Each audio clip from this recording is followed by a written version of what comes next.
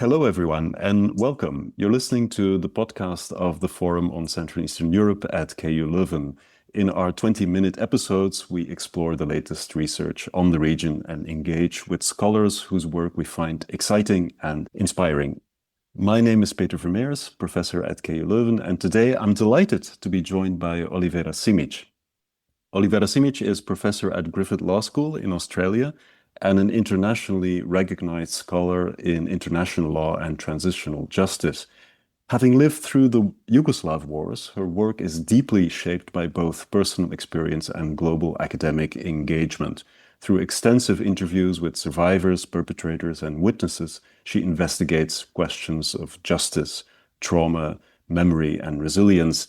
And her research has given particular attention to the voices of women affected by conflict, bringing forward perspectives that are often marginalized and overlooked.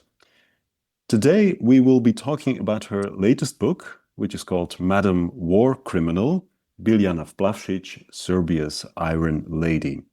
A deeply researched and thought-provoking study of one of the most controversial figures of the Bosnian War. And in this book, Olivera Simić explores not only the life and actions of Biljana Plavšić, but also broader questions about memory and responsibility and justice, and how societies confront or fail to confront the violent past. Olivera, welcome to the podcast. Now, Madam War Criminal, your book is a biographical and interview-based study of Biljana Plavšić, a former Bosnian Serb leader and the only high-ranking female politician convicted by an international tribunal for war crimes against humanity, the ICTY.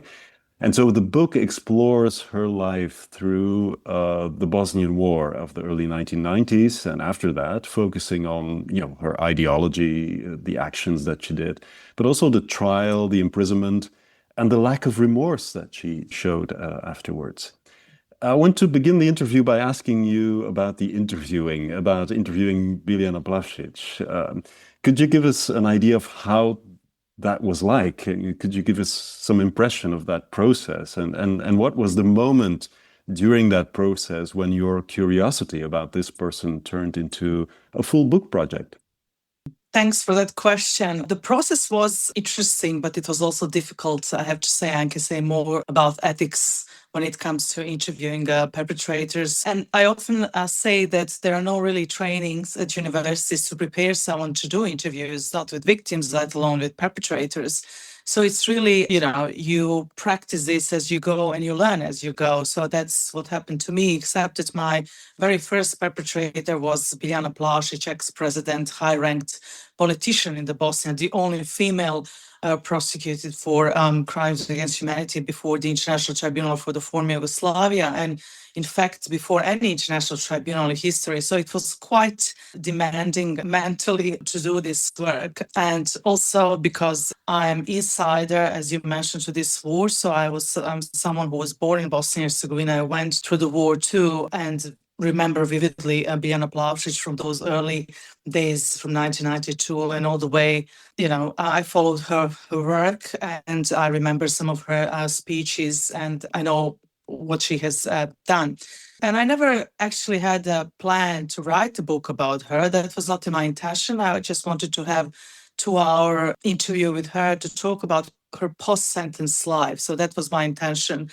I think the moment when that turned into the large-scale project or book was after I met someone. And she is, as you said, Peter, a highly controversial person, and I knew that these contradictions with her demand deeper exploration, but I never really, again, planned to personally meet her. I went to meet her upon her invitation to meet her in Belgrade after I spoke with her for several hours in the course of 3 weeks. We also know that archival records, media reports, course transcripts can provide facts, but really they convey the complexities of character and one's emotions and self-understanding really that emerge from these personal encounters. And I really was interested to find out how an individual come to participate in systems of violence, and in this case, how she justifies her actions and how she remembers the past. So what are some of her truths, so to speak, about her actions and how she justifies some of the things that she has done. Yeah. So this is how I embarked into writing the book about her. Yeah, I see. Was she eager to talk to you? Yeah, I wouldn't say eager. So I will tell how I came to. So one of the significant thing about this book is access to her. The reason why I could talk to her is that she was basically a family friend. She was the closest friend of my aunt. And this is how I got into her world and her apartment in Belgrade. I don't think if that wasn't the case, that this research would ever be possible. She did speak to few journalists, but she refused to talk to academics and foreigners. And I know that many people try to get to her to do interviews or books and write about her life. But I had that access through my family, through my beloved late aunt now. And of course, this all together raises important methodological and ethical challenges. Yeah. So, because when you meet someone also in person that can foster empathy and will foster humanization of even, we can imagine Biljana Plavšić as you like, but she is a human being. And at the moment when I met her, she was very vulnerable, old, aged woman. Yeah. And so that also kind of, I think, play a role into developing some relationship. And she was extremely, let's say, civilized towards me. And I think she wanted to tell her story because she saw me as an opportunity to speak to the English speaking audience. Oh. That was her aim, really, that to tell her story, what she couldn't tell before the court, after the court, but to speak to English audience. Yeah, interesting. So it's a very unique opportunity that you had, and you used it, and you sketched very well what the expectations of her were towards you. But what were your expectations towards her? I mean, did you think about getting some more background information of what it is to be a perpetrator? Because in fact, that's how she officially has been designated through the whole process. Or what were your expectations in getting access to her? I think, Peter, to be honest, I didn't have many expectations. It was all a bit unplanned, and I could interview Plavšić probably 20 years earlier if I wanted to, but I was not ready because I didn't come from perpetrator studies. As you probably know, I've done all my research was around victims and survivors of mass atrocities, primarily women, as you mentioned. So I spent probably first 10, 15 years of my career working with survivors, never with perpetrators, right? So this was completely new to me. And the reason why I embraced this idea that I was not ready until that moment, there was a few coincidences that happened at that particular time. I was editing a special issue on ICTY, what we call celebrities, people who were coming from prison, convicted for mass atrocities and welcomed by the governments in the Balkans as kind of martyrs. Yeah. And that's what I did, this special issue with a colleague, Professor Barbora Fola. And we wanted to look at the lives of these people. And because I'm used to do empirical research, I love to talk to people. I said, I don't know any perpetrator and, that I could interview because it's very hard to access these people. I said that my late aunt is a friend with Biljana Plavšić, and I was still in two minds whether I want to go into this or not. And I decided that I will do it. But as I said, I didn't know that will meet her, nothing of this. So I just talked to her maybe, 2 times for 2 hours over the phone. And then I went to Belgrade, and that's how it all started. I can't say I was prepared and read all literature and everything, and I knew what I'm going to do.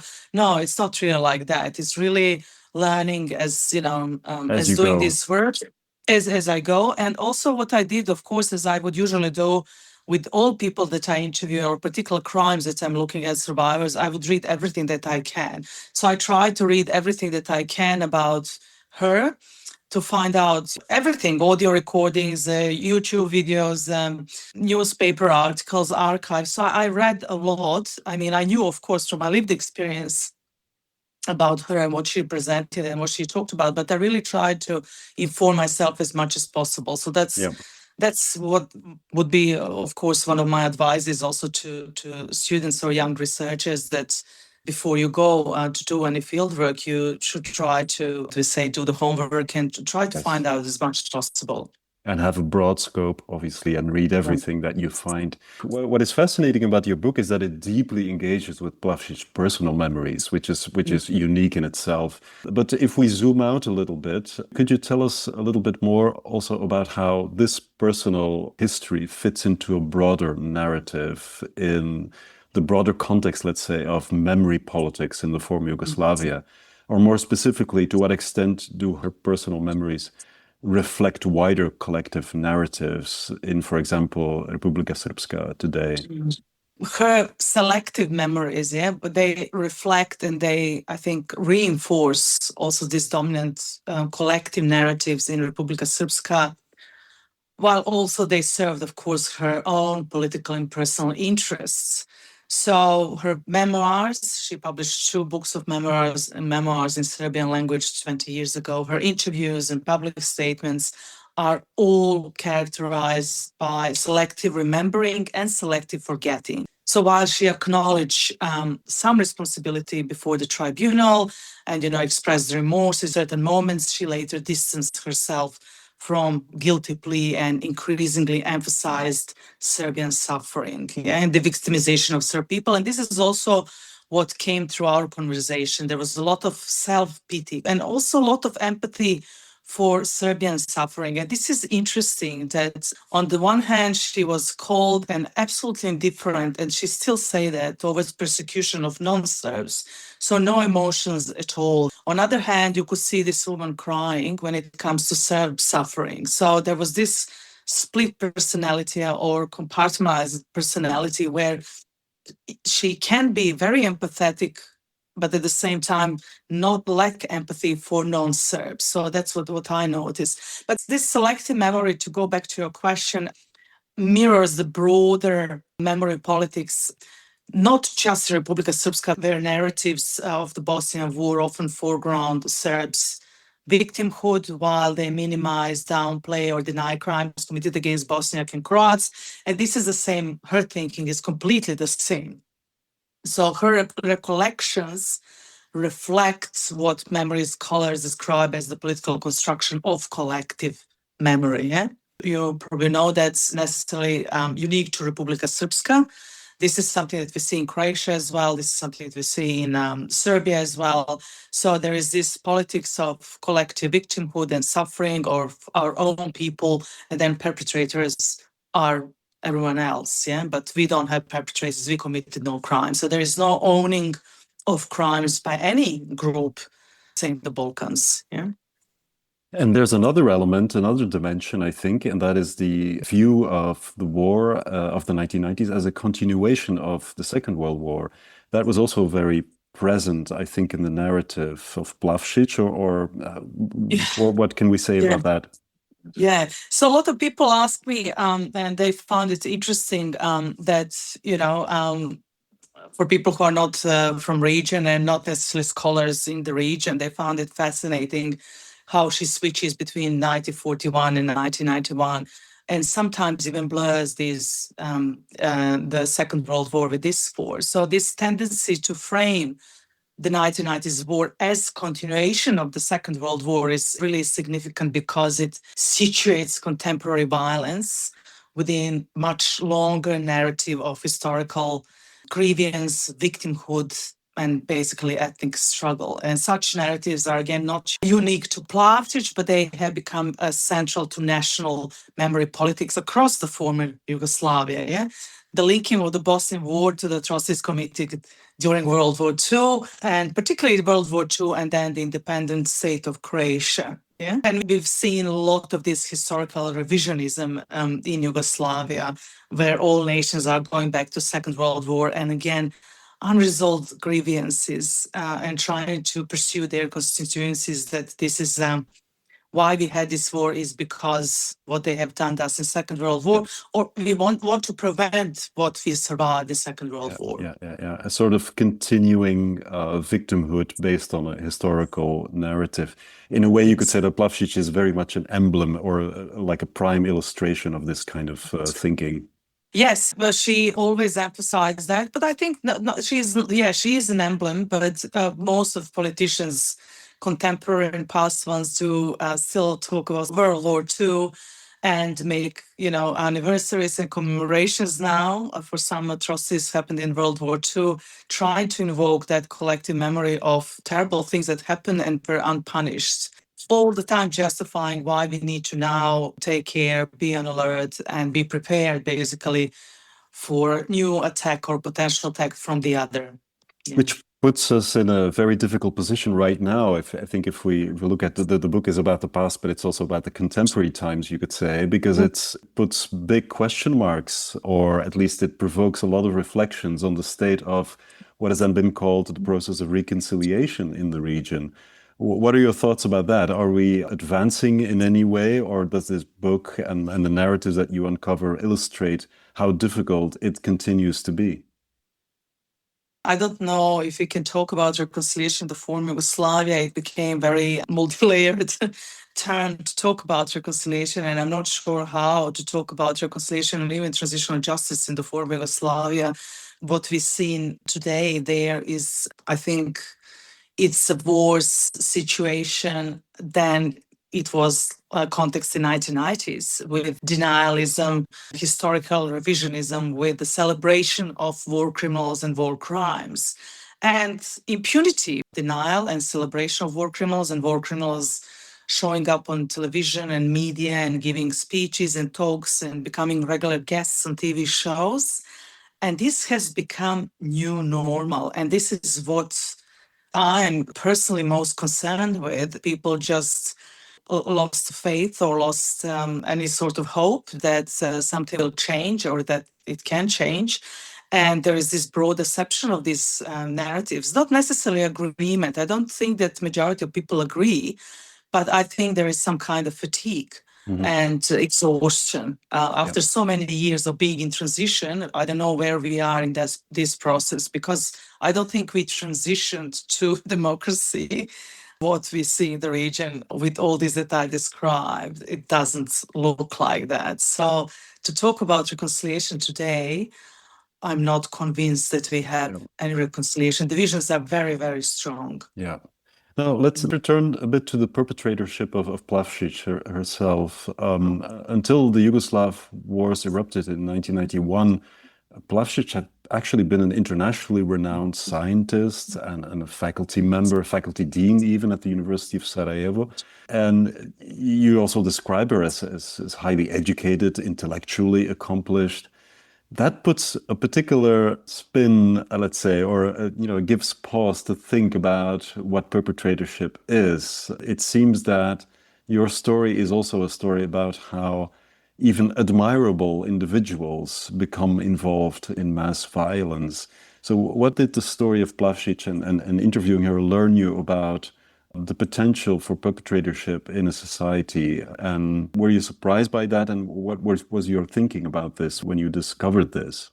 I think its challenge is definitely our common view of the perpetrators. Yeah, it challenges the tendency to view perpetrators as pathological individuals and fundamentally different from the rest of society.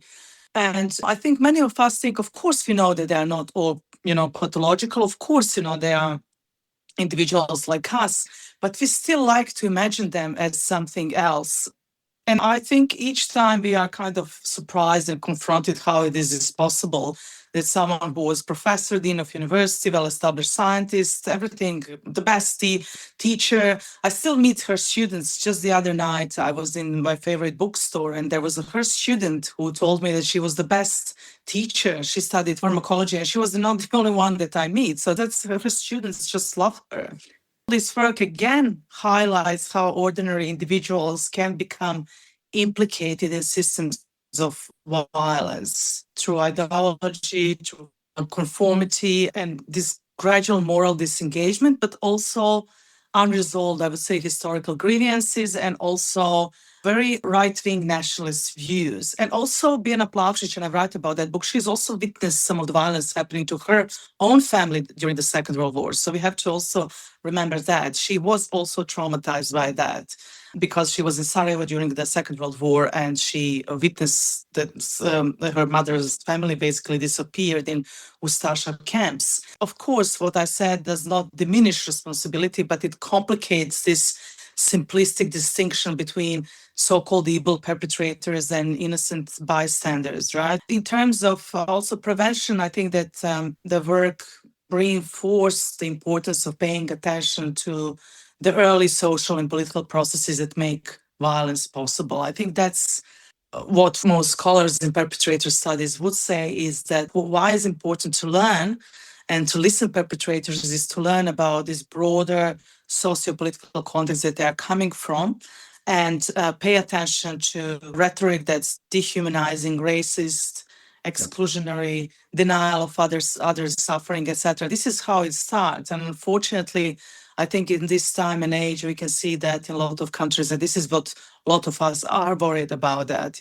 Yeah, some of the things that the politicians today are saying are unfortunately not much different from what she was saying back then in 1990s. So it would be too simple to just blame individual evil persons and forget about the social and political dynamics around it are still in place today to some extent. Yes, but we have to be careful. We need individual accountability and responsibility for crimes because individuals committed crimes. Yeah, we learned that from Nuremberg trials. It's not abstract communities, but individuals. But of course, we need to put their actions into broader socio-political context. But again, we have to be careful not to collectively blame everyone. Absolutely. But this, of course, makes it quite difficult for something like an international criminal justice process, where there might be a gap between the legal responsibility and accountability of individual person and moral transformation more in general of societies. I think that's also something you wanted to indicate with your book, I suppose. Yeah, having said that, international criminal justice has its aim, but Plavšić's case really offers this very powerful illustration of the limits of the international criminal justice, in particular, what you mentioned, said the distinction between legal accountability and moral transformation. Yeah. So her guilty plea before the ICTY was widely interpreted as the landmark moment. At one point in time, she pled guilty. She even acknowledged the crimes. She expressed her remorse. Yeah. And that was very significant because she was the first and one of the highest ranking political figures actually to do that, prosecuted by the tribunal. And she appeared to signal that international justice could encourage acknowledgement and remorse, and perhaps even contribute to reconciliation, if that's honest. But however, then her subsequent public statements complicated this interpretation and raised important questions. What actually can criminal trials realistically achieve? Because she has withdrawn what she said, and she said that she was not really honest when she expressed that remorse, etc. So I think what is the lesson is that legal accountability does not necessarily produce that moral transformation and rehabilitation. And obviously, the situation in the Balkans tells us where rehabilitation works the other way around. Basically, you are rehabilitated if you deny the crime, then you are welcomed. And I think my assumption is one of the reasons why Plavšić withdrew her remorse 2 years after she started to serve her sentence, and after she pleaded guilty and expressed that remorse, is because once she expressed her remorse, basically acknowledged the crime of her group, she became highly controversial, and Serb population split it. Some called her immediately that she is traitor, for others she stays still hero. But that was the moment when her public and her people split, and they didn't like what she said. And I think to kind of repair that image, she later on said, no, I actually didn't say that. That was untrue what I said. I'm not saying that ICTY doesn't mean that ICTY has failed. I said, no, it doesn't mean that ICTY has failed. I think that I did amazing work in terms of archival records, documenting crimes, having this historical documentation about what had happened, but it's not enough. Retributive justice is absolutely not enough to transform. But her transformation also depends on the context back home. If that context is not ready and also not transformed, then no one can be transformed. And we don't have conditions in the former Yugoslavia still. We don't have that moral transformation because we still deny war crimes. Yeah. And for all these reasons that you now sketched, it's clear that your book is such an important contribution to the field, because it's not only about all these bigger processes, it's also about individuals. It's not only about the legal proceedings, but it's also about the psychology and even the moral background of everything. So we've come to the end of our conversation. Olivera, thank you so much for talking to us about the book. And I hope that our listeners will be reading your book and thinking about all the things that you touched upon. Thank you so much for being with us. Thank you, Peter. Thanks so much for having me.